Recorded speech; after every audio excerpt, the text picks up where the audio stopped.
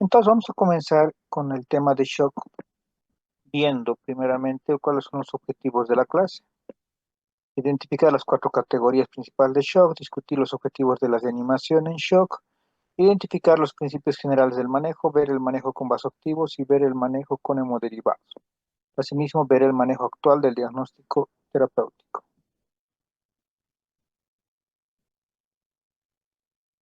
Entonces, como podrán ver, cuando hablamos de mejorar un gasto cardíaco, que es lo que todos queremos cuando estamos ante un paciente choqueado o chocado, como se dice en español, literalmente tenemos que ver que hay que mejorar la frecuencia cardíaca, ¿ya?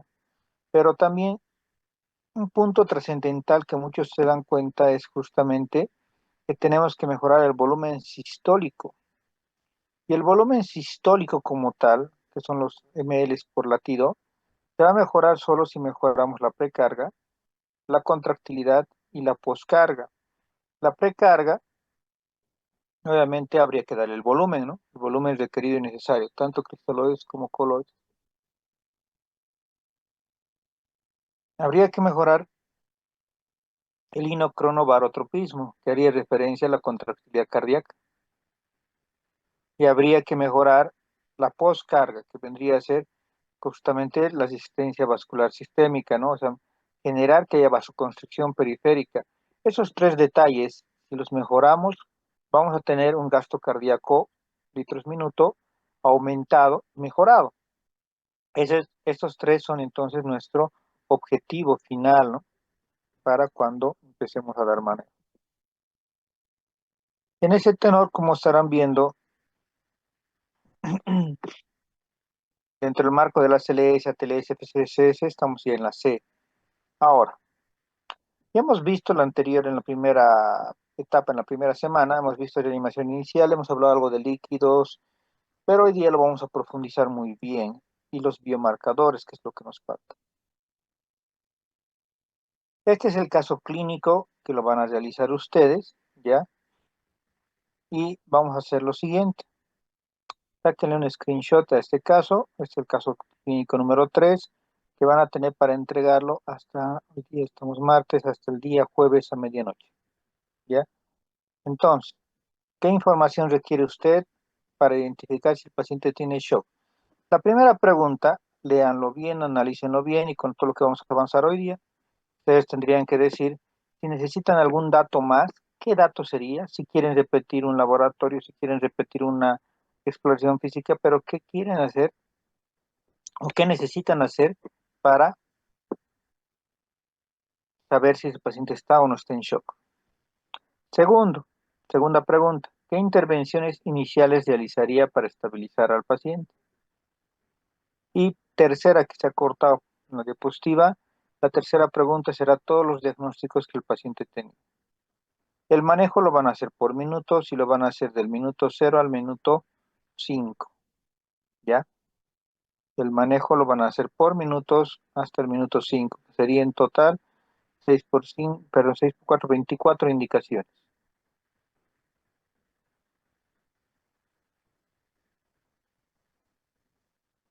Ahora, vamos a partir entonces con este punto que es la definición de shock. Y actualmente, 2025, miren cómo ha cambiado la definición de shock. Desde la definición que, por ejemplo, en mi época nos enseñaban, donde shock era igual a falta de volumen. Entonces, venía un paciente choqueado, no importaba la causal y empezábamos a darle litros y litros y litros de cristaloide, donde la presión era lo fundamental, como alguna vez les he comentado, ¿no? Donde lo que nos interesaba era la presión arterial, ni siquiera la presión arterial media, la presión arterial. Entonces, tenía que ser 120/80, eso nos interesaba. Pero 2018 empiezan a generarse cambios y este fue el cambio trascendental que hasta el día de hoy está aceptado. No ha cambiado, miren, en los últimos 7 años. ¿Qué es el shock? Shock es un síndrome con deterioro de la oxigenación tisular y perfusión de oxígeno. produciéndose cuando el balance de oxígeno es alterado y la demanda supera el aporte. Quiero que se entienda de esto. Hoy en día, shock es igual a oxígeno. No tiene nada que ver con el volumen. O sea, si tú llegas a tener un paciente choqueado, no importando la causa, y no inicias el manejo con la parte de la vía aérea y darle oxigenación a ese paciente choqueado, por lógica va a morir. Por lógica, por más de que tú le pases al terapista, al internista, lo que hacen generalmente mis colegas cirujanos que se equivocan, le dicen, ¿no?, al clínico, póngalo en condiciones, lo voy a operar mañana, y el mañana llega, tal vez alcance a operarlo y se va a morir a las 2 horas de la cirugía. ¿Por qué? Porque su momento de aporte de oxígeno terminó, porque lo que él necesitaba era reconstituir todo para que el oxígeno que le llegue verdaderamente sea el oxígeno necesario. Pero hasta que no lo entiendan, nunca se podrá hacer. Si se dan cuenta. ¿Por qué? Si seguimos manejándonos con que el shock es falta de volumen, pues llega el paciente choqueado, le das cristaloide, le das coloide, le das aminas, ¿y en qué momento has mejorado la oxigenación? Sabiendo que por más de que esté choqueado, tiene todavía hemoglobina y habría que saturar esa hemoglobina de oxígeno. ¿Cómo saturamos? Dándole un FiO2 más alto, obligando a que esa hemoglobina capture más oxígeno y que esos poquitos glóbulos rojos que tiene el paciente puedan distribuir oxígeno. Hasta que no se entienda eso, entonces el paciente siempre llegará a fallecer. Obviamente en la terapia intermedia, en la terapia intensiva va a estar bien. Lo sacas de ahí, lo llevas al quirófano, lo operas o lo pasas a salas generales y otra vez va a caer. Todo su, todo su respaldo, su respuesta fisiológica se va a ir al suelo y va a fallecer. Pero, ¿cómo o qué mecanismos existen para generar el deterioro del paciente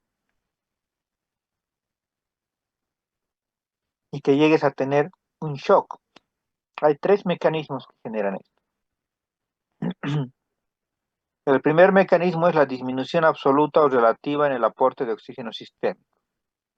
La segunda es la perfusión tisular inefectiva. Y la tercera es el deterioro del uso de oxígeno aportado.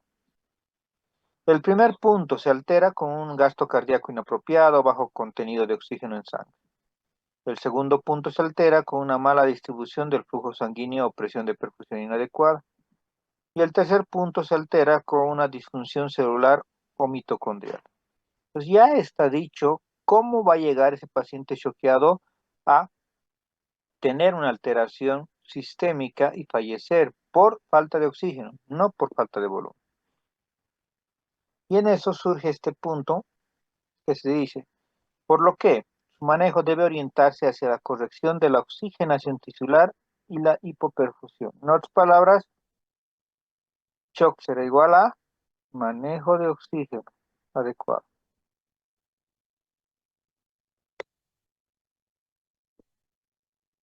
Ahora, dentro del marco entonces, ¿cuáles serán nuestros objetivos iniciales? Primero, siempre es reconocer el shock. Pues hay que tener un grado alto de sospecha. Reconocemos el shock y lo segundo, hay que ver la causa, lo que siempre decimos, ¿no? La causa del paro, en este caso la causa del shock. Porque hasta no responder la causa a la causa del shock, no podríamos hacer nada. Y todo basados en lo que es el direct. Si esto lo hacemos de manera adecuada, jamás llegaríamos a que sea una lesión irreversible. Y han debido escuchar de algún docente, de algún colega, ustedes, de que a veces nos dicen, el shock es igual a irreversible, se va a morir. No es irreversible si actuamos de manera controlada, sistematizada y ordenada. Y esa lesión irreversible que siempre nos han dicho, en realidad ni siquiera existiría. Obviamente, si hacemos mal y, por ejemplo, es un paciente con trauma hepático, trauma esplénico, y yo como cirujano le digo al terapista, por favor, manténmelo en condiciones, lo voy a operar mañana, sí se va a morir, porque todos tenemos un solo momento, un tiempo hasta el cual el paciente verdaderamente va a salir del problema o de la patología compleja. En cuanto a la presentación del shock, hay que tomar en cuenta, doctores, de que como decía un profesor mexicano mío, de apendicitis, me decía. La apendicitis a sus 8 horas, hasta el estudiante de primer semestre, de primer año te lo diagnostica. Pero la apendicitis en las primeras 2 horas del cuadro, solo los mejores podrán diagnosticarlo y lo mismo ocurre en shock.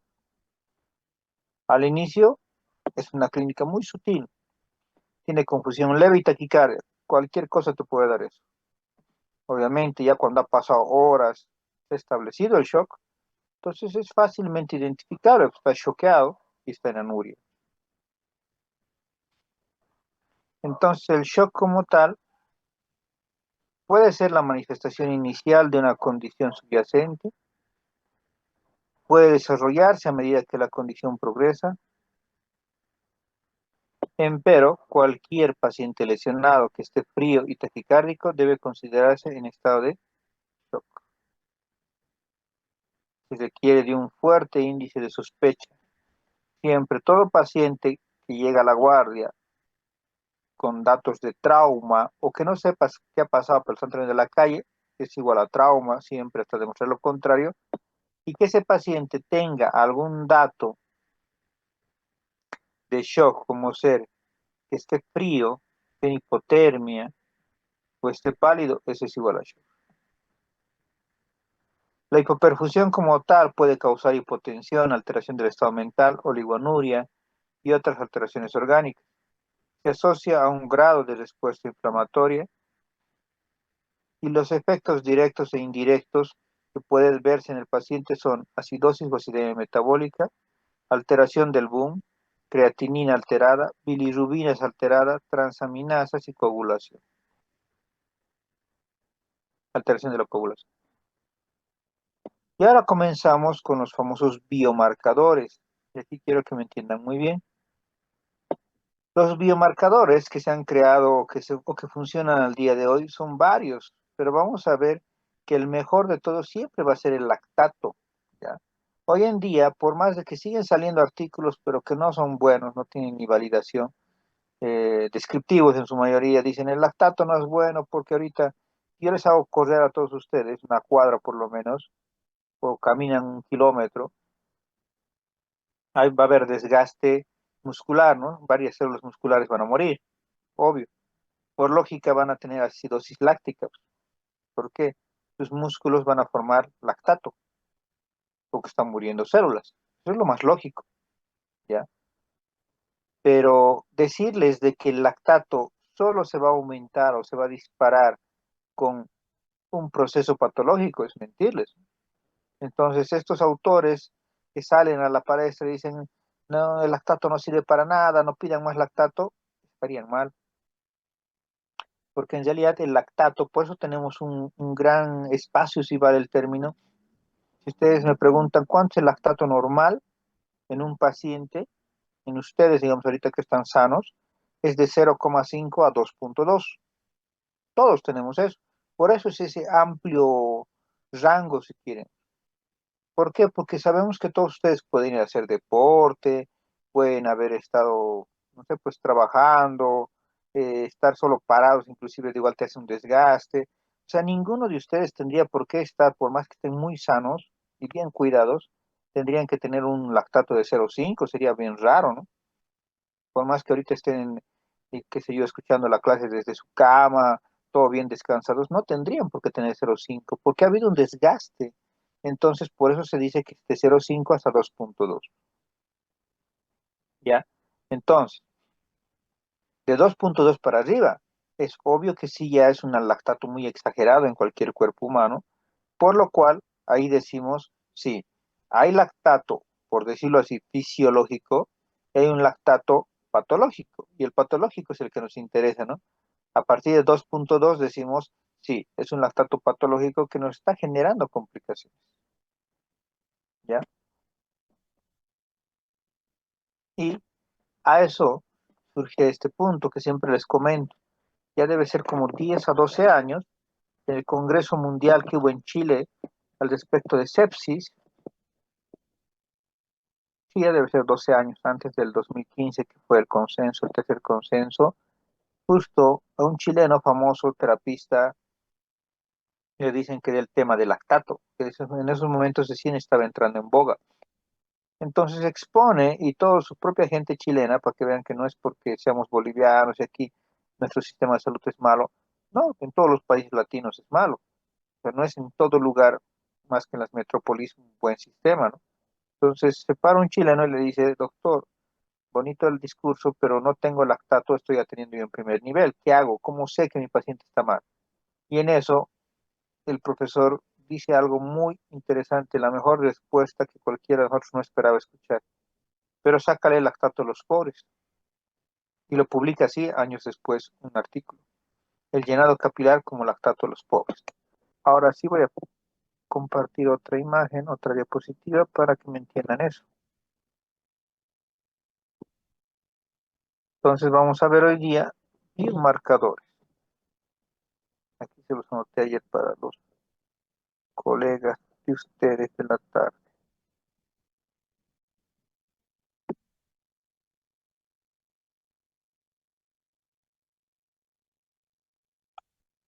Vamos a ver primero el lactato.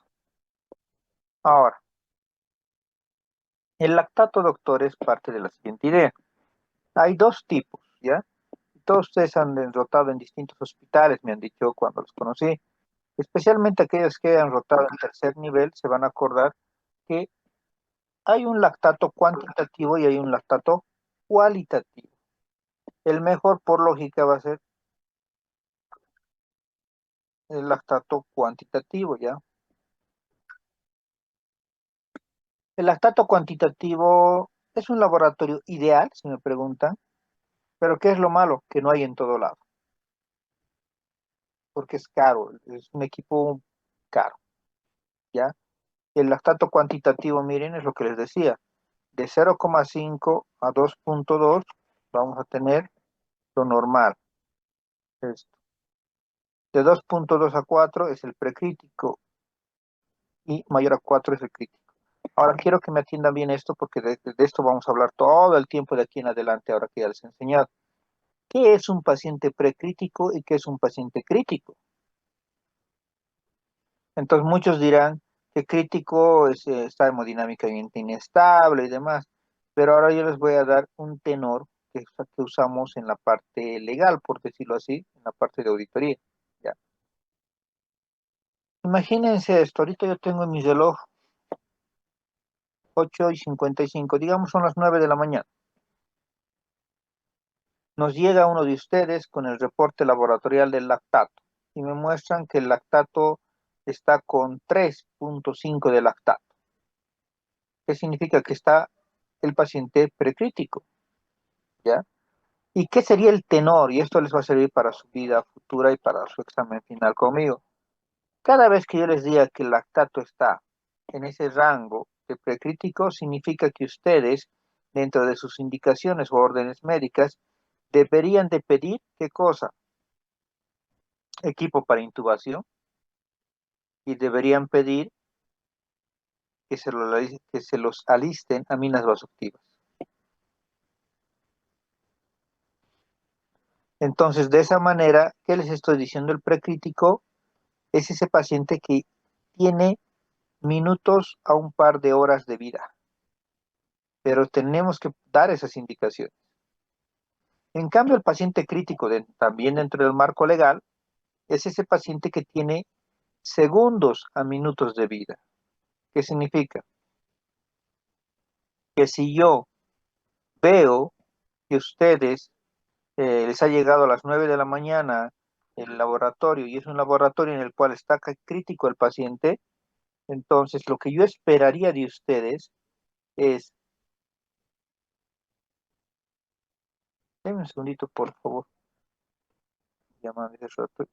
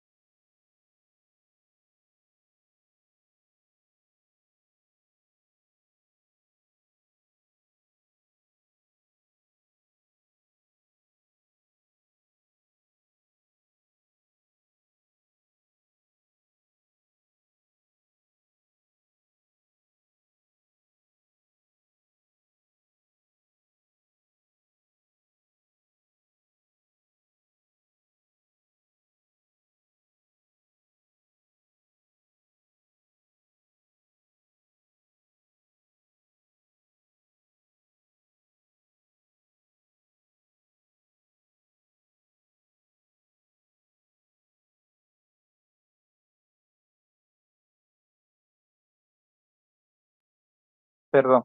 Les decía entonces, si está crítico, ese paciente ya debería estar intubado. Ese paciente ya debería estar con aminas. ¿Entienden? Entonces, eso es algo que tienen que ustedes acordarse. Y apenas han tardado mucho ustedes en pedirle el lactato, pero el que les ha llegado tiene 6 de lactato, perfecto. Entonces, ese rato, súper violentamente, tu primera indicación tendría que ser en ese momento intubación. En ese momento, que el personaje 5 prepare aminas. ¿Entienden? Eso es un crítico y eso es un pre-crítico. Ahora, hay un lactato que se llama cualitativo, ¿ya? El cualitativo como tal hace referencia a que solo el laboratorio es como un marcaje bien rápido y no te da mucho valor, porque o te sale positivo o te sale negativo. En algunas máquinas sale alto y bajo y nada más. ¿A qué hace referencia? El positivo o alto significa que es mayor a 3 y el que te salga bajo o negativo es que es de 2.2, o sea, normal. Pero lo malo es eso, lo que te dice mayor a 3 pero no te dice cuánto. No sabría si es precrítico o crítico, ¿ya? Ahora, quiero que algo que se anoten o que sepan muy bien, porque les voy a preguntar todo el tiempo y ustedes tienen que saber. El lactato de todos estos que les estoy mostrando en la pantalla, de todos esos biomarcadores, el lactato es el único que se puede pedir varias veces, ¿ya? ¿A qué minutos se pide? Para que se anote, el lactato cuantitativo.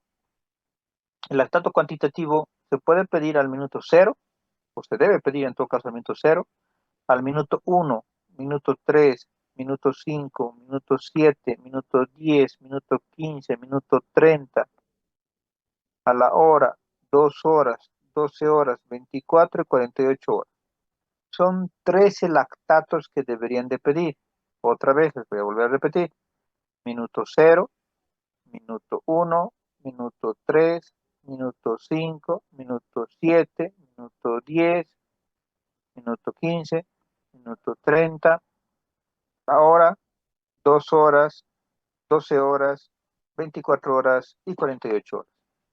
Y ustedes me preguntarán, ¿tantas veces le voy a picar al pobre paciente? Y la verdad es que sí. ¿Puedes olvidarte pedir alguno de ellos? Sí, las más de las veces porque tienes 1000 indicaciones que pedir, se dan cuenta. Pero ¿y para qué pedimos tanto? Cualquiera creería de que si yo pido, digamos, al minuto cero y me sale 7, y pido otra vez al minuto 5 y me sale, qué sé yo, o estoy esperando a que me salga 4 o 3 porque yo le he hecho un buen manejo. No. Y eso quiero que también se acuerden toda su vida. El lactato no va a bajar. El único momento en el que baja va a ser justamente en el lactato que se pide a las 24 horas. Va a bajar ahí, casi hasta lo normal. Y a las 48 tendría que estar normal si has hecho un buen manejo. Pero entonces, ¿para qué me sirve pedir tantas veces? Porque cuando estén en duda, y esto les va a servir igual en su examen final, cuando estén dudando de si están haciendo un buen trabajo o no, pidan lactato. Ya saben en qué minutos, pidan el lactato. Y si ustedes han comenzado con un lactato de 5 y se ha ido subiendo ahora a 7, a 10, a 12 el lactato, entonces obvio que están haciendo un pésimo trabajo, lo están matando al paciente.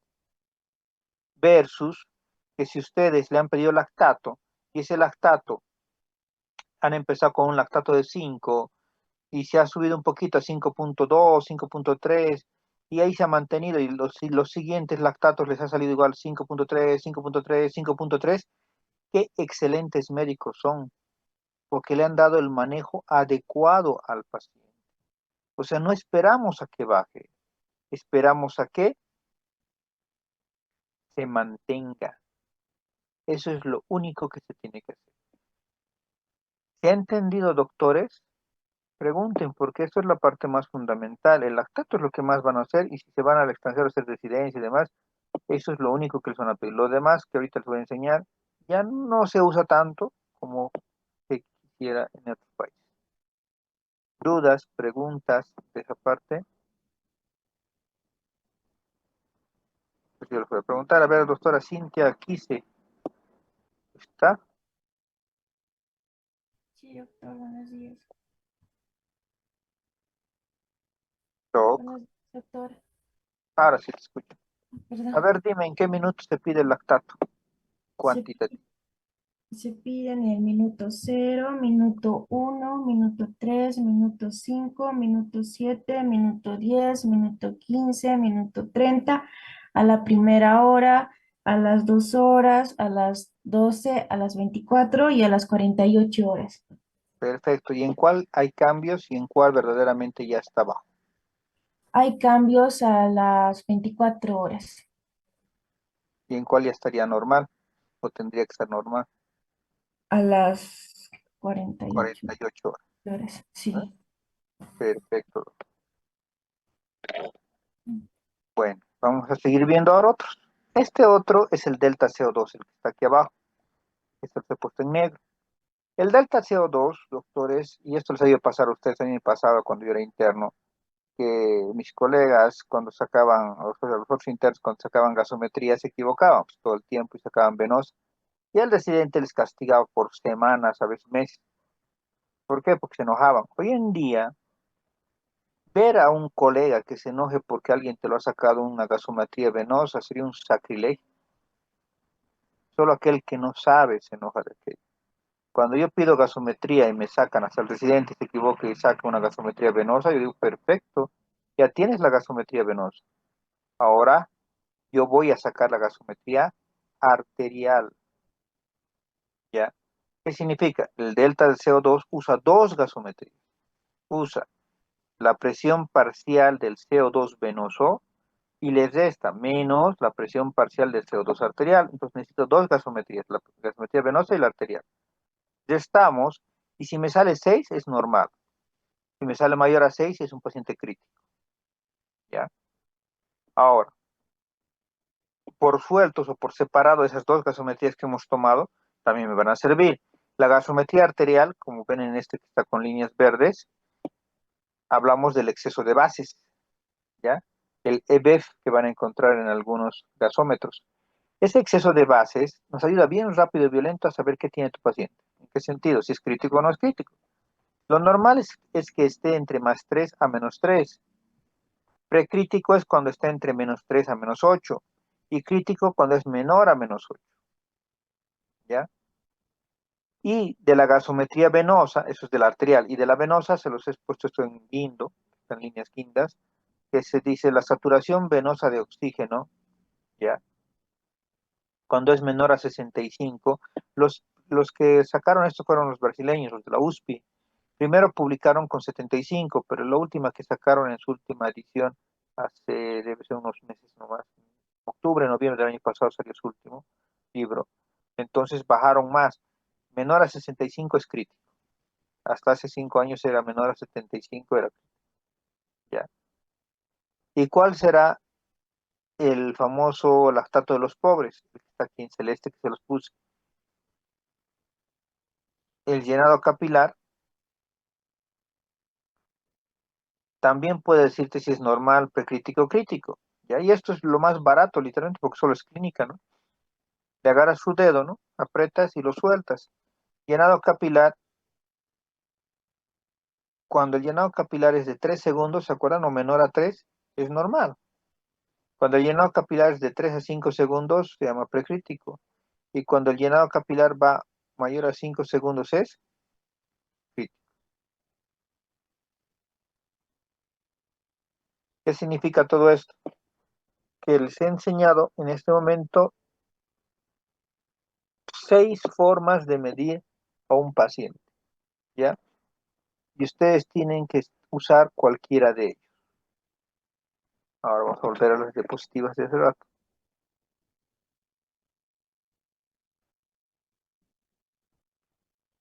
Ahora, que habíamos visto. Entonces, se han inventado 1000 formas y fórmulas para poder medir el estado del paciente, ¿no? De oxigenación. Este es una fórmula que los argentinos la publicaron y que le llamaron fórmula de la vida. ¿Ya? Es tal vez la que más se acerca a la realidad, pero es bien compleja de entenderla y es bien compleja de poder emplearla, ¿ya? Entonces, Trata de medir la precarga, la postcarga, el estado contráctil, trata de medir la saturación y la hemoglobina, trata de medir la presión arterial media y en base a todos estos datos trata de medir la perfusión tisular adecuada. Les digo trata porque no es, pues, como les dije, una fórmula muy fácil de hacerlo, ya es bien complicada, si se están dando cuenta necesito muchos datos, cosa de que no voy a poder tenerlo a menos que el paciente ya esté internado en terapia intensiva con múltiples gasometrías. Pero bueno, ahí está. Estos algoritmos que les voy a mostrar a continuación son del Mattox, de la Biblia de nosotros los cirujanos de trauma, y que habla al respecto de la importancia de la hipoperfusión tisular, ¿no? Y te dice la hipoperfusión tisular. Y es que estás con hipoperfusión tisular, te dice que hay que darle obviamente infusión de volumen, perfecto. Si no responde, te dice, bueno, lo más seguro es que hay que operarlo, no hay que hacerle algo, porque si no responde es que algo está habiendo alguna fuga en algún lado. Pero si responde transitoriamente, podríamos pensar en llevarlo o no a una sala de cirugía. Ahora, si responde, hay que ver la evaluación rápida del diagnóstico, ¿no? Ha dado respuesta, le pasó cristaloides, algo de coloides, ha dado respuesta, perfecto. Será hemorrágico, y si es así, voy a considerar aún todavía operarlo. Será cardiogénico, traumático, voy a ver qué le voy a dar de soporte. Neurogénico, voy a atender la columna, y además que tiene que tener, ¿se acuerdan? Una lesión por encima de T4. Séptico, voy a atender justamente la infección. Obstructivo, voy a ponerle un tubo de tórax. Pero si se ponen a pensar, es una bonita forma y rápida de poder dar diagnóstico. Y un segundo algoritmo que propone también Mattox en su edición última dice esto, otra vez hablando de la hipoperfusión, y dice la hipoperfusión, si la tienes, entonces hay que ver cómo se presentó, aguda o diferida. Si es aguda, que es lo que nos interesa porque estamos en la emergencia, vamos a ver el estado de volumen. Si está hipovolémico, obviamente es un shock hemorrágico. Si está hipervolémico o normal, su volemia, diríamos que vamos a evaluar su función cardíaca. Entonces, si evaluamos la función cardíaca, vamos a decir, si está hipodinámico es un shock cardiogénico. Si está hiperdinámico normal, diríamos que hay que considerar un shock séptico o una lesión que nos genere un shock neurogénico, ¿ya? Ahora, para hacer un shock neurogénico, si se acuerdan, tendría que haber una lesión por encima de T4. Si no lo viera, decimos entonces debe ser algo en el tórax. Puede ser justamente un shock obstructivo, que vienen a ser aquellos como el neumotórax hipertensivo o el taponamiento cardíaco.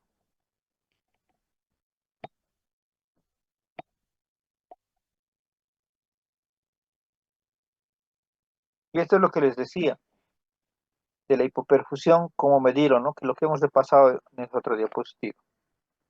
El lactato, que es el que más nos interesaba, esto es lo que les decía, en cuanto a la saturación venosa de oxígeno, ya hemos visto que solo es un dato. ¿Ves? Y si está menor a 65 es.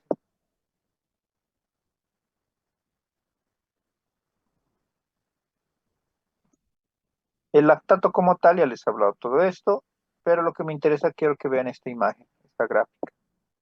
Y es lo que les decía hace rato, ¿no? Mientras más sube el lactato, estamos haciendo un pésimo trabajo. Se te está muriendo el paciente. Miren que con 12.9 de lactato es igual a que ese lactato tiene 50% de probabilidades de morir. Bueno, ese paciente tiene con ese lactato 50% de probabilidades de mortalidad.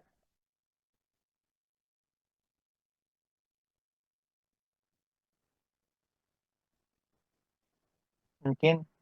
Entonces, miren cuán importante es esto.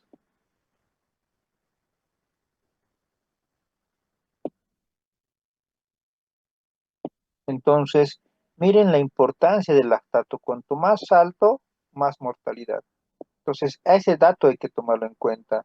A veces comenzamos con lactatos de 10, de 11 y nadie le da importancia.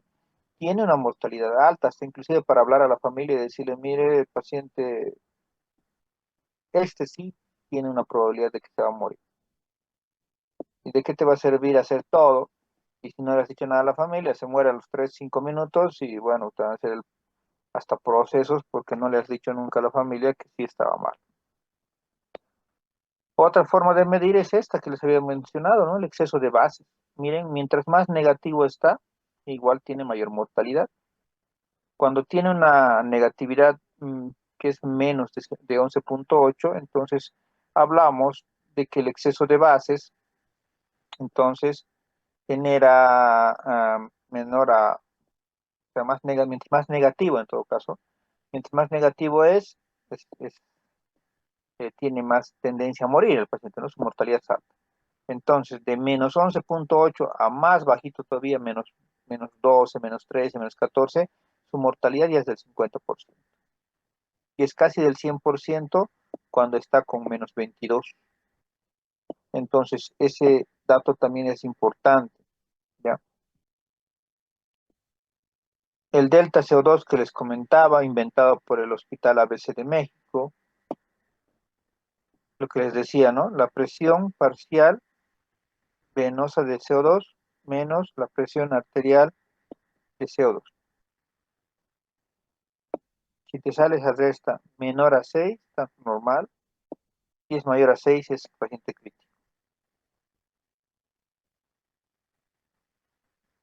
Este hemos visto la saturación.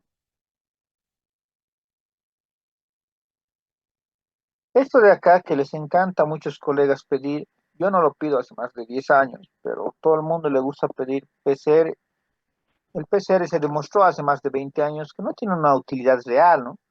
Y ustedes se han debido dar cuenta, paciente te llega con un pequeño esguince, le pides PCR y te das cuenta de que además está embarazada y por su embarazo ya tiene una PCR alta.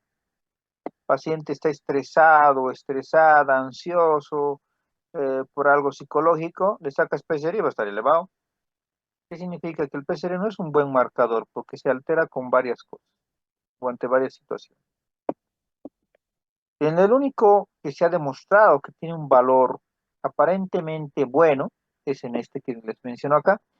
Cuando es un paciente con pancreatitis y quiere saber si es una pancreatitis grave o crítica, según las escalas, ¿se acuerdan? De Atlanta 2012 o de Petrov 2013, entonces tendríamos que decir que es alto o es alta su tasa de mortalidad, pero justo si lo has agarrado al paciente o lo has pedido al laboratorio en las primeras 48 horas, cuando tienes mayor a 150 miligramos litro de PCR, ¿ya? Ahora, la procalcitonina como tal es otro marcador. Y si recuerdan, cuando se creó en el 2005, no se creó para ver si era crítico o no crítico. Se creó en realidad para saber si le daban o no le daban antibióticos. Para eso se creó. Y es en ese tenor de que si recuerdan ustedes, cuando está con mayor a 0,1 nanogramos ml, se dice que hay que darle antibióticos. Pero siempre les digo, gracias a la pandemia, al COVID, es que podemos sacar varios datos más. Entonces, este es el que se ha instalado actualmente. Mayor a 1,7, hasta antes de la pandemia se decía que servía para decirte igual, predecir complicaciones de una pancreatitis. Hoy en día, mayor a 1,7 no solo te predice eso, sino te predice de que sí es un paciente crítico. Entonces, si me preguntan entre los dos, 1000 veces procalcitonina es más sensible y específico. El PCR sigue siendo relativamente bueno. Esto es a lo que me refería hace unos minutos cuando les decía que tenemos un tiempo, un pequeño tiempo en el cual vamos a poder dar tratamiento. Y hace referencia a esto. Un paciente anormal se enferma, cualquier patología que ustedes me digan, va a empezar a tener un déficit de oxígeno, una deuda, como se los puse aquí, de oxígeno. Como ya tienes deuda de oxígeno, va bajando, va bajando, va bajando, va bajando, va bajando, va bajando, sigue bajando. Y va a llegar a un punto en el cual, si tú no le das tratamiento, que sería este el ideal, se recupera por completo. Sigues esperando, le dices a alguien que te lo ponga en condiciones, sigues esperando para llegar aquí. Sí lo vas a sacar, pero va a tener una secuela o varias secuelas. No te das cuenta ni ahí, no puedes sacarlo siempre, no lo has operado, por ejemplo, en el caso de los otros cirujanos, o no les has dado, qué sé yo, la transfusión que si es que acaso era un paciente que perdió mucha sangre y demás, llegas a este punto. Llegas a un punto en el cual no va a haber retorno. Ya después, aunque le tengas en la mejor clínica del mundo, en Clínica Mayo, internado en la terapia intensiva, igualito va a fallecer. ¿Por qué? Porque no has hecho nada en el tiempo que tenía, ¿ya? Y vean que todo se hace referencia a oxígeno, no les he dicho volumen. Entonces, dentro del marco de la clasificación que vamos a ver con ustedes en estos 2 días de teórica, es que el shock hipovolémico, vamos a ver con ustedes el hemorrágico, ¿no? El no hemorrágico no es algo que vamos a llevar. Dentro del cardiogénico vamos a llevar en genérico al cardiogénico. Dentro del distributivo vamos a llevar al séptico, al neurogénico y al anafiláctico. Y en el obstructivo vamos a ver el taponamiento cardíaco y al neumotórax hipertensivo. Y se los resumo eso, indicándoles,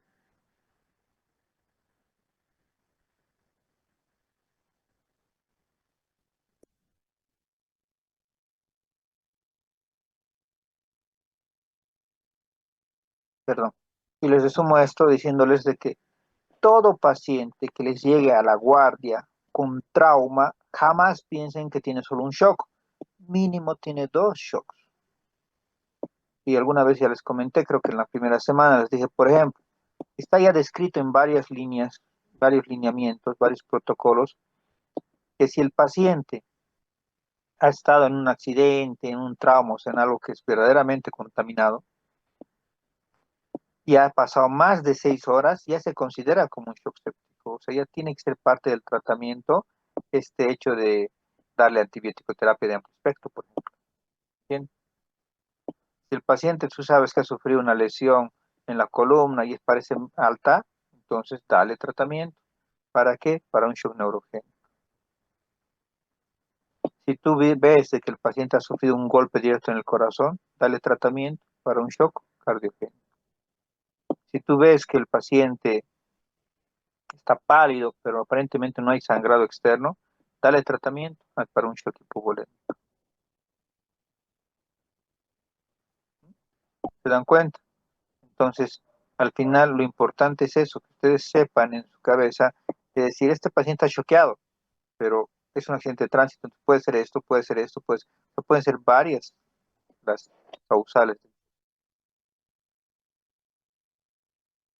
Este cuadro que les muestro a continuación lo van a aprender, mínimo una pregunta de aquí voy a sacar para su examen escrito.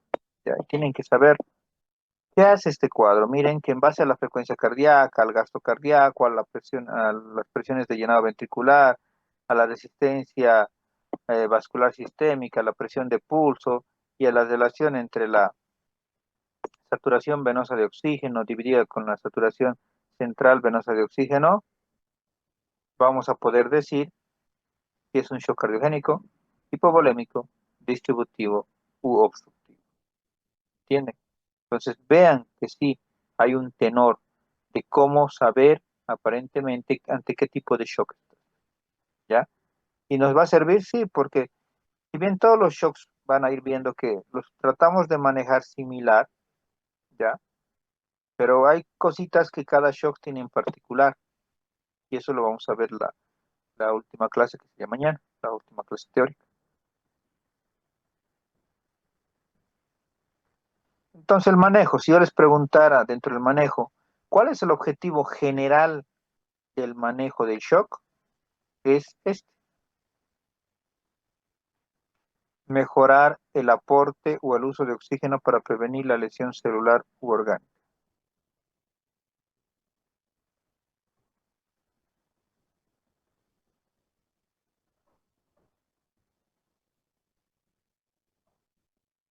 La terapia más efectiva requiere de tratar la etiología subyacente, de establecer una adecuada perfusión, una adecuada monitorización, reducir la demanda de oxígeno. Primer objetivo, muy diferente la pregunta, ¿no? El otro era el objetivo general. Pues yo les digo, ¿cuál es el primer objetivo del shock hipotensivo? Es mejorar la presión arterial media. Y esto lo han debido escuchar ya varias veces. La presión arterial media, cuando hablamos de esta, siempre nos dicen que hay que tratar de subirla más de 65, ¿no? Sabiendo que la presión arterial media normal es de 93, ¿de acuerdo? Pero hay que tomar un punto importante, y ese es el siguiente. Ese 65 es el ideal, ¿ya? Pero hoy en día lo que manejamos, a lo menos con pacientes críticos, es 55, e inclusive en los ancianos 50. ¿Por qué? Porque hoy en día está en boga el hecho que nosotros digamos la famosa, en trauma estamos hablando, ¿no? La hipotensión permisiva. Imagínense que yo le opero a alguien un trauma hepático. Perfecto, le opero el trauma hepático y le paso 3 litros de solución post cirugía. Es obvio que va a sangrar. ¿Por qué? Porque los vasitos que se han contraído durante la cirugía, que los he quemado y demás, si le doy más volumen del que puede él manejar, va a volver a dilatarse y va a volver a sangrar. ¿Se dan cuenta?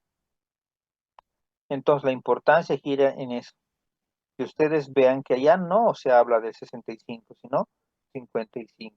Y ese 65 va a ser ya responsabilidad de nosotros, los cirujanos, o sea, en el transquirúrgico que podamos establecer ese punto, o de los terapistas en la terapia intermedia o en la terapia intensiva. Pero ya no es para los que trabajamos en emergencias. Para nosotros en emergencias, llega a 55 y sentite realizado porque ese paciente ya va a salir. Y más bien, apenas llegue a 55 ya podrías referirlo, ya podrías pasarlo a quirófano, ya podrías pasarlo a salas de terapia intensiva, terapia intermedia. Entonces, bien, vean cuán importante es eso. Luego de la reanimación inicial, la presión arterial media debe individualizarse de acuerdo a la causa. Aumentar de más la presión arterial media aumenta la demanda de oxígeno por el miocardio. Muchos pacientes con shock requieren intubación, y eso también quiero que les quede claro. Un error clásico de todo el mundo es que el paciente está hablando, yo siempre les riño a los residentes médicos que trabajan conmigo, porque les digo, pero yo no les he preguntado si hablaba o no hablaba. Si el paciente está choqueado, sabes que está con un shock grado 3, 4, intúbalo, no te vas a arrepentir, gracias a eso va a vivir. Pero si tú dices, no, está hablando todavía, esperaremos un poquito, la deuda de oxígeno que le vamos a tener a ese paciente va a ser tan alta que por más que lo operemos y después le quieras llevar a terapia, igual va a fallecer. Entonces quiero que se lleven eso de esta clase. La deuda de oxígeno es muy importante. Tenemos que tomarla en consideración. Entonces, basados en lo que hemos hablado, esto es de la FCCS, su algoritmo, y que te dice, lograr una presión arterial mínima, ya, es generado con el bolo de cristaloides. ¿Se acuerdan que hemos hablado en jóvenes, adultos jóvenes, 2 litros a chorro, en ancianos de 250 en 250, máximo 1250, y vemos otra vez si es que el volumen se ha restablecido. Si es hipovolémico, le damos más líquidos, pero ya no le voy a dar cristaloides, sino le voy a dar coloides. Si no está hipovolémico, ya le puedo iniciar aminos vasoactivos. Si aquí le inicio coloides, el siguiente paso es igual a aminos vasoactivos. Si con eso genero la presión arterial adecuada, entonces voy a evaluar ahora la oxigenación igual si la estoy manejando bien o no, o la puedo subir igual un poco. Hay que titular ya los líquidos para las siguientes horas, ¿no? Entonces, ¿qué les estoy queriendo decir? Que para mejorar la presión arterial, obviamente hay que darle líquidos y aminas. Para mejorar el gasto cardíaco, la precarga, líquidos y aminas. Para la contractilidad, aminas. Para la postcarga, aminas. Para el contenido de oxígeno, la hemoglobina, transfusión de sangre. Para la saturación de hemoglobina hay que mejorar la oxigenación. Y para la demanda de oxígeno, perdón, mejorar la oxigenación y también darle una buena analgesia y una sedación.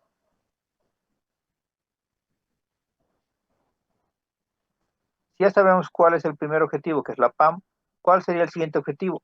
Optimizar el aporte de oxígeno. Y se optimiza de 3 maneras. Primeramente, el incremento del gasto cardíaco, mejorando los líquidos y aminas. El segundo punto, la hemoglobina, tomando en cuenta que solo se le va a transfundir quien es una hemoglobina de 7 o menos. Saturación de la oxihemoglobina, tomando en cuenta que ante una gasometría, si hemos logrado llegar a 60-70 de milímetros de mercurio de presión parcial de oxígeno, Ya no es necesario subirle más. También tomen en cuenta lo que siempre les digo. El oxígeno también es deleterio, también te va a traer complicaciones. Entonces, tomen en consideración aquello. Denme 2 minutitos, cambio de diapositiva y continuamos.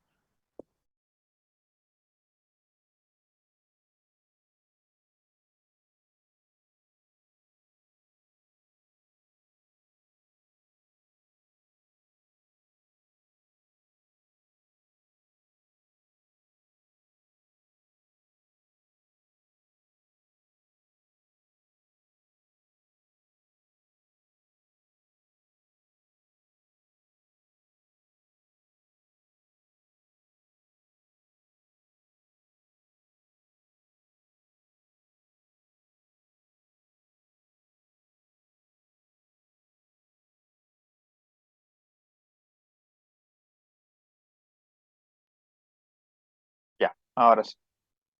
Entonces, hay dos acrónimos que quiero que se acuerden en lo que se refiere al manejo del shock para que les va a ayudar para que nunca se olviden qué tengo que hacer en shock, ¿no? Uno de ellos es este BIP, que significa B de la ventilación, dicen ellos, pero sería obviamente haciendo referencia a que tengo que darle oxígeno, mejorar la oxigenación y ventilación. La I de infusión, hablando respecto de soluciones, y la P de pump, de bomba, haciendo referencia a las aminas vasoactivas, los vasopresores. Otro es el troll.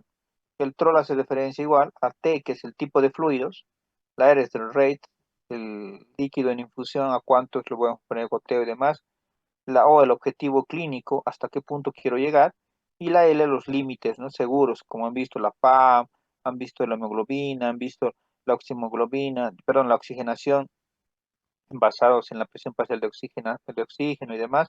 Entonces, no es nomás subirle a lo tope como otros creen, o sea, no es intubarlo a todo el mundo y ya. Tenemos que tener límites. Entonces, dentro del marco de la monitorización de un paciente chocado o choqueado, como quieran llamarlo, es obvio que le tengo que ver el electrocardiograma, no solo ver la frecuencia cardíaca y el ritmo, ver constantemente un electrocardiograma. La presión arterial podría ser por catéter arterial. Si me preguntan, es el ideal. ¿Por qué? Porque el catéter arterial te va a dar la real presión que tiene ese paciente. Acordándonos que, por ejemplo, en el anciano lo normal es 140/90, pero no es que sea hipertenso, sino que como sus arterias están calcificadas, siempre les digo, es obvio que él también tiene igual que nosotros 110/70, 120/80. Si le pones justamente un catéter arterial, te verían eso ustedes. La pulsioximetría para garantizar la saturación adecuada. La presión venosa central puede sugerir volumen intravascular inadecuado. La diuresis, perfusión renal sugerido 0,5 a 1 ml, kilogramo hora.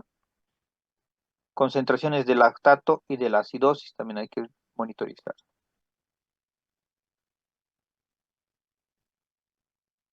La terapia inicial en la mayoría de los shocks es expansión de volumen.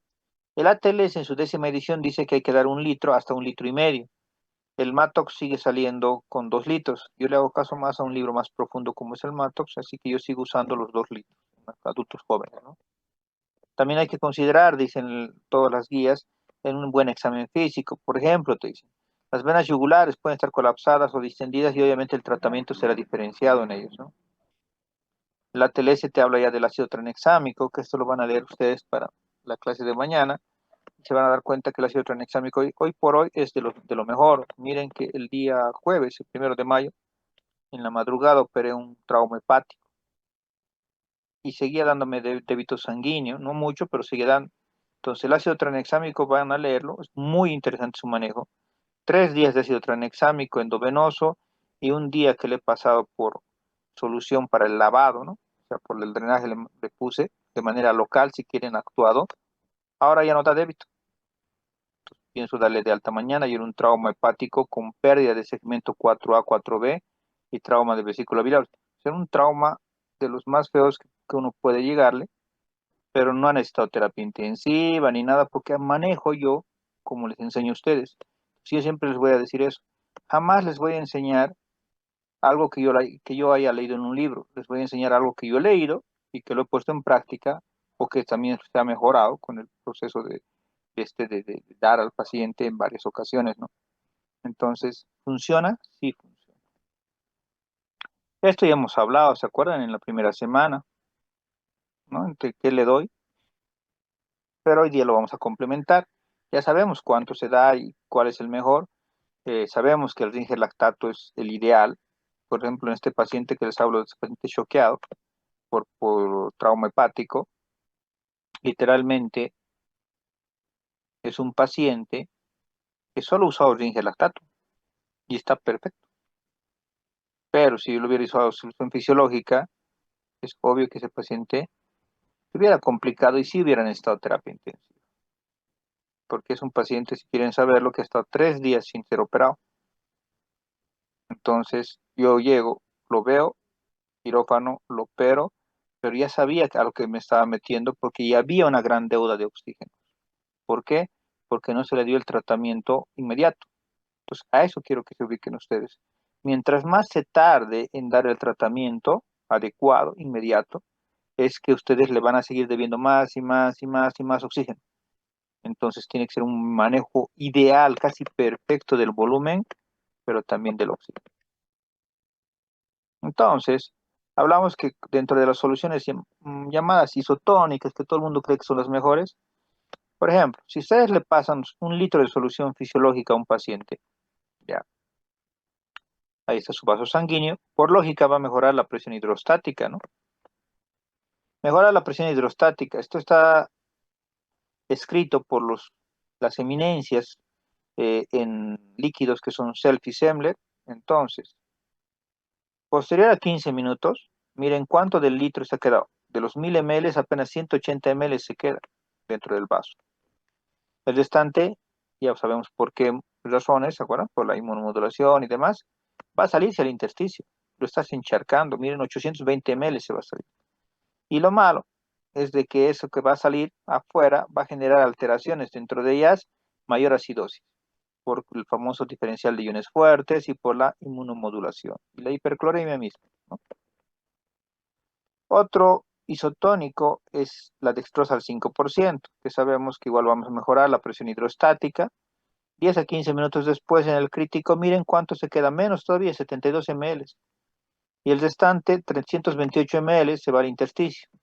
Lo peor y más peligroso es estos 600 ml que se va al intracelular. ¿De quiénes? Ya sabemos, de la neurona, neuroglia y microglia, ¿no?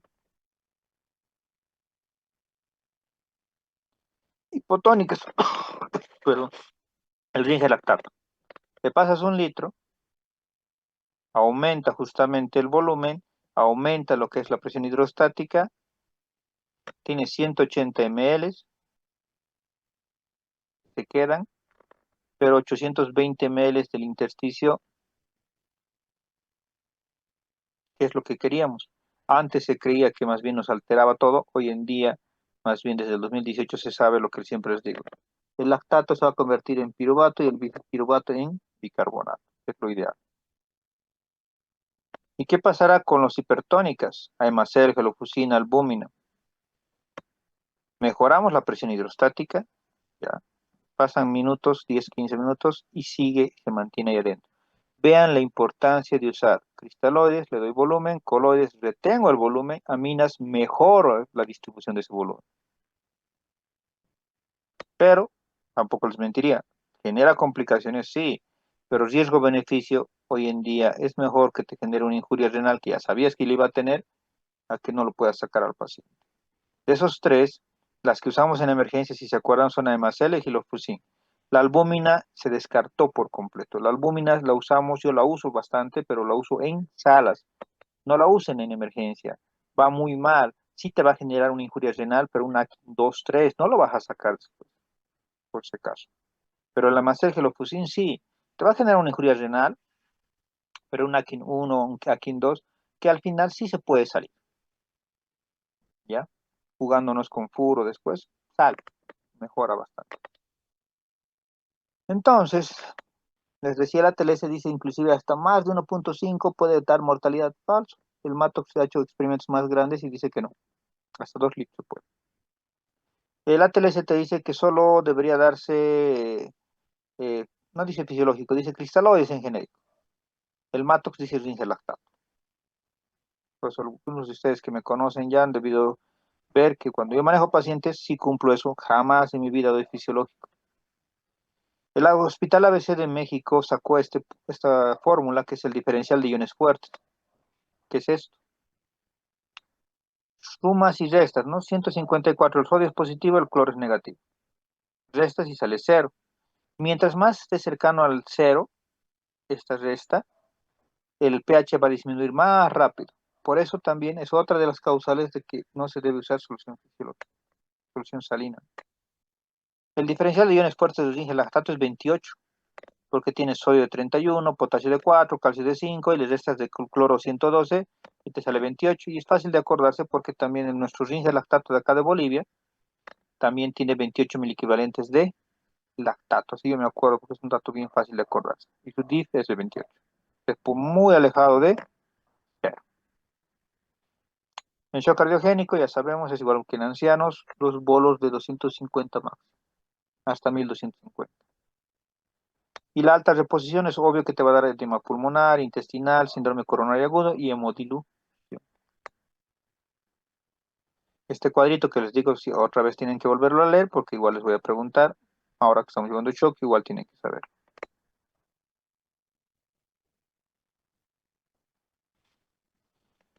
¿Qué pasa cuando le damos excesiva dosis de fluidos?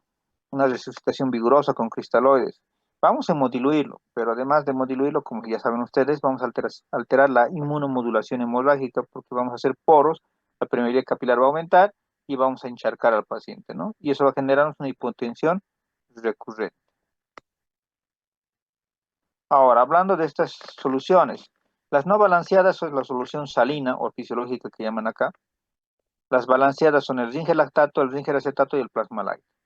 Acá en Bolivia solo tenemos el zinc-lactato. Si me preguntan cuál es mejor de las tres, el plasma light es ideal, es la mejor solución. Cuando yo he trabajado en el extranjero, con esta sacas a todos, al peor paciente que te den, con esta la sacas. En segundo lugar está el zinc-acetato. Ahora, bueno, no es posible porque extrañamente en Bolivia es uno de los pocos países en los cuales solo hay zinc-lactato. Estos son más caros, pero no tanto como para no fabricarlos o traerlos a la venta acá, pero no hay. En cualquier otro país lo van a encontrar. Pero ahora veremos, ¿y por qué son tan importantes, no? Este justamente es uno de los últimos artículos de Semler, uno de los fisiopatólogos más importantes en esto. Miren que aquí te dice, la solución salina, la famosa fisiológica boliviana, aumenta, te dispara el sodio, te dispara el cloro y te disminuye el pH, más ácido. El zinc lactato, disminuye el sodio, mantiene el cloro y mantiene el pH normal. El plasma light no solo te mantiene el sodio y el cloro, sino que más rápido que los otros empieza a dispararte el pH hacia arriba, porque supone que está ácido, ¿no? Entonces te lo normaliza súper rápido. Entonces, ¿qué hace el lactato del zinc lactato? Se convierte en piruvato, el piruvato en bicarbonato y es un sistema buffer. ¿Qué hace el acetato del zinc acetato? Se convierte en acetilcoenzima, en Krebs, entra al ciclo de Krebs y genera ATP. ¿Y qué hace el plasma light? El plasma light tiene acetato y gluconato. El acetato ya sabemos lo que hace, el gluconato se puede ir a dos vías. O forma ribulosa y este piruvato y el piruvato bicarbonato, o forma glucosa y la glucosa entra al ciclo de Krebs. ¿Ya? Mejor que esta forma de enseñarles así bien didáctica que se los he hecho, no creo que no se haya entendido. Entonces, ya tienen que saber, porque en la vida ellos mismos siempre ando discutiendo con algunos colegas especialistas que no entienden por qué no se debe usar solución fisiológica. Eso ya es ser testarudo, pero ya, por ejemplo, y eso se los digo así como la parte legal, y por mala suerte, justo les toca un paciente crítico y es paciente recomendado, su papá terapista o político y nos piden hacerle una auditoría y justo ustedes le han manejado por testarudos con fisiológico, ahí estaríamos en problemas. Porque si bien el protocolo boliviano, lo leen en las famosas NACs, no dice nada, literalmente, solo dice manejo con líquidos. Hasta ahí estamos bien. Pero cuando hacemos una auditoría y un peritaje a un paciente crítico, nos basamos en protocolos internacionales. Y todos los protocolos internacionales actuales 2025, nadie en su sano juicio dice solución salina. O sea, nadie te daría el tenor de que usen solución fisiológica. por si acaso, ¿no? Les recomiendo. Al final, ustedes son los que van a mandar sobre sí mismos cuando estén con el paciente. Pero consejo, si es crítico y sabes que va a ser algo legal, ni por si acaso te pongas en las indicaciones solución fisiológica. Mínimo ringe lactato.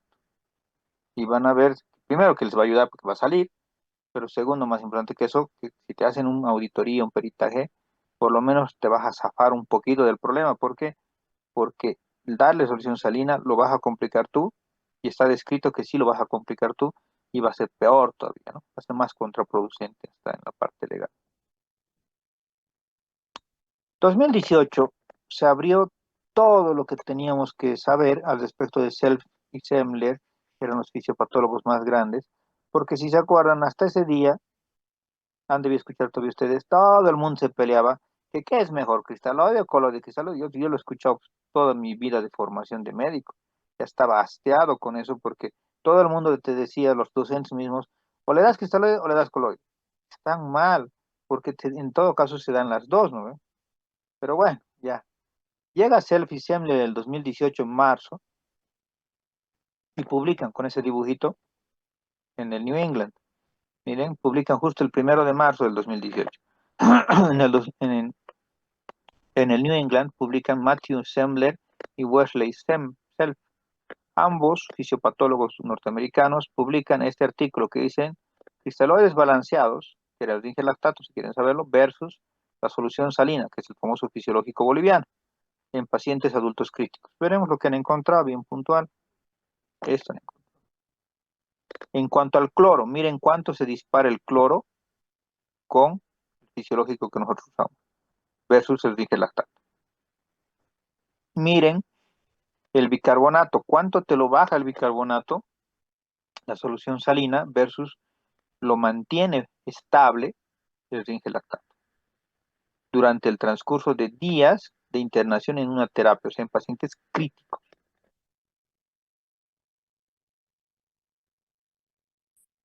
Y empiezan a, bueno, en su misma publicación empiezan a dar datos tan buenos, miren, que han corroborado estos doctores que en pacientes críticos, clínicos, ¿no? De todas las índoles, cetoacidóticos, intoxicaciones, neuropatías, todo lo que ustedes quieran, ha ido mejor porque miren que tiene una corroboración y validación por valor de P, también por una validación clínica, en neurológicos, en trauma, en sépticos, en tequiados, en injurias renales, en todo lo que ustedes me digan, se ha demostrado que el zinc lactato, como el más básico de los balanceados, es mejor al fisiológico o solución salina.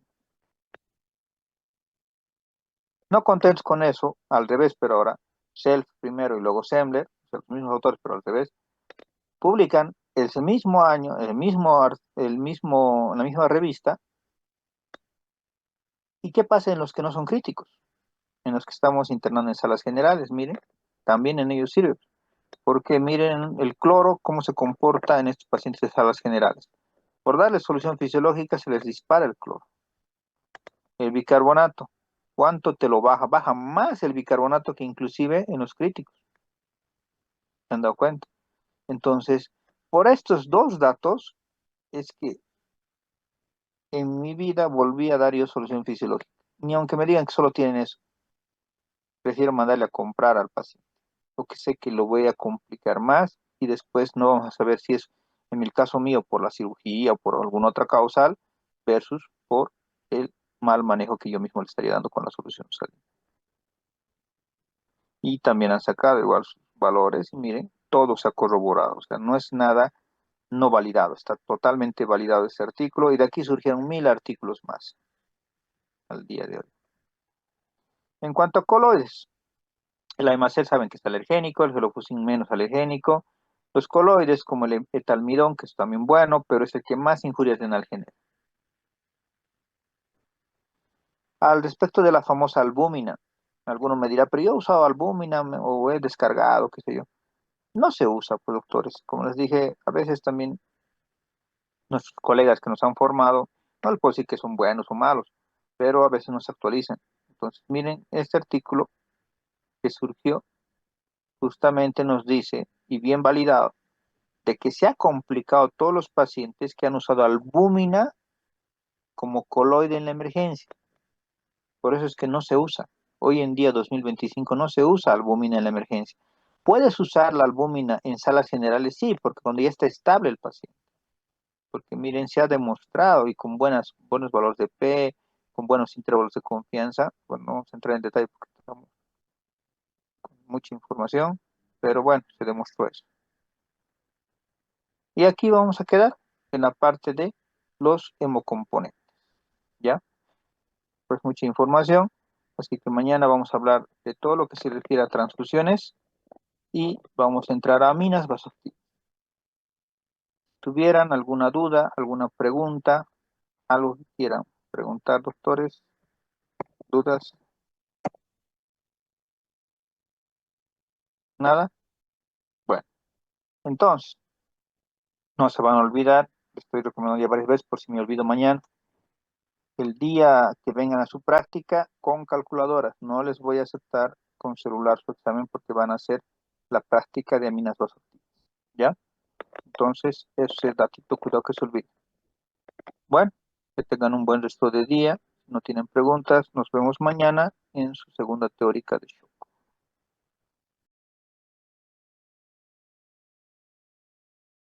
Gracias, doctor.